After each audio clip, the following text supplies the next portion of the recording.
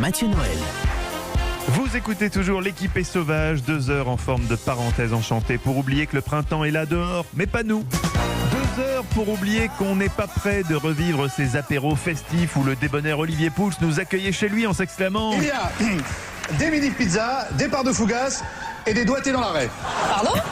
Des bouchées à la reine. Ah oui, c'est ça, j'avais mal entendu. Que tout ça paraît loin. Bonjour Olivier Pouls. Bonjour les Voilà. amis, bah oui, très loin, très loin, très loin. Pourtant, j'adore les bouchées à la reine. Ah oui, et seulement les bouchées à la reine, précisons-le. Évidemment. Olivier, chaque jour de la semaine, un tour du monde virtuel des cuisines, des saveurs. Aujourd'hui, où nous emmenez-vous? Ah, je vous emmène chez moi. J'ai pas pu résister. Nous allons outre-Quiévrin, comme on dit. Nous allons dans ma En Belgique Belgique. natale. Eh oui, et je voulais vous faire partager un gâteau qui est parfaitement de circonstance, qui est un gâteau que ma maman me faisait quand je rentrais fourbu après une journée d'école. Et ce gâteau s'appelle... Il y a des photos qui existent de ça, Olivier Pouls? Est-ce qu'il y a des photos de vous Fourbu. en petit écolier fourbu qui revient avec son petit sac, avec son petit sac d'écolier manger son gâteau? Est-ce qu'il y a des photos? Si vous en avez, j'aimerais que vous me les envoyiez, que je puisse les mettre sur Instagram. Alors, je vais vous envoyer une photo, mais je vous en dis pas plus. Vous n'allez pas être déçus Ah, quand d'accord. même. D'accord, j'espère bien. Alors racontez-nous. Alors, comme je vous disais, il est de circonstance parce que c'est un gâteau fait à base de récupération de pain. Et c'est vrai qu'on va pas gâcher, surtout en cette période. T'as pas On perdu va donc quoi? mettre, bien sûr, alors c'est pas du tout un pain perdu, mais vous allez voir, c'est assez original. On va mettre de côté tous les restes de pain qu'on a accumulés tout au long de la semaine. Alors on peut y mettre de la brioche, de la baguette, du pain de mie, même éventuellement du pain avec des fruits secs dedans. Enfin bref, toutes les sortes de pain. On va privilégier plutôt la mie parce que ça va donner un côté un peu plus moelleux à ce gâteau. Il faut en récolter ou en rassembler à peu près 400 grammes.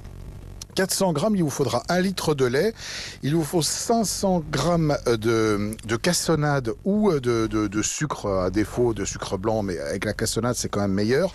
Alors pour l'aromatiser, moi j'utilise une gousse de vanille, mais on peut aussi mettre des raisins secs ou des pépites de chocolat, 2 œufs et 2 cuillères à soupe de farine. Alors c'est très simple, vous coupez tous vos restes de pain en petits morceaux, vous mettez ça dans un grand saladier, vous portez votre litre de lait à ébullition. Vous le versez sur le pain, vous rajoutez le sucre, alors soit la gousse d'ail fendue en 2, soit les raisins secs, les pépites de chocolat.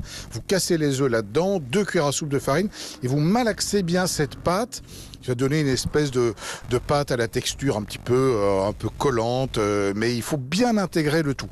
Vous versez ça dans un moule à gâteau que vous aurez préalablement beurré et vous enfournez 1 heure à 180 degrés. Et il va sortir un gâteau assez surprenant, vous allez voir, d'une texture qui va ressembler un petit peu à du flan.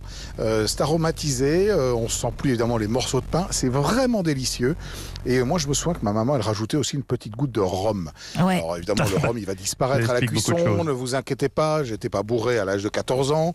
Mais ça donne un petit goût dans ce gâteau, dans ce pudding que je vous invite à essayer de constituer dès maintenant. Et alors, si je peux me permettre, Olivier, ma maman faisait la même chose. Elle le caramélisait en plus, le gâteau, et on le mettait au frais. Et c'était encore meilleur.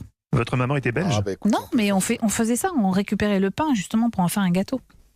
Ah d'accord. alors en Le Belgique, pudding. ça s'appelle un budding, Comment ça s'écrit B-O-2-D-I-N-G. Pudding. Attendez, Voilà. on va appeler Elise Moon pour savoir si c'est vraiment le bon nom. Je suis pas sûr que ce soit. Elise Moon, qu'on embrasse évidemment, qui vous avait repris sur la terminologie de la gaufre belge avant de réaliser qu'il s'était planté. Merci Évidemment. beaucoup Olivier Pouls. Et on vous retrouve demain. Vous savez déjà où vous nous emmenez demain? Je vais vous emmener dans les pays du Nord avec une façon originale et fort sympathique de cuisiner des pommes de terre, vous allez voir.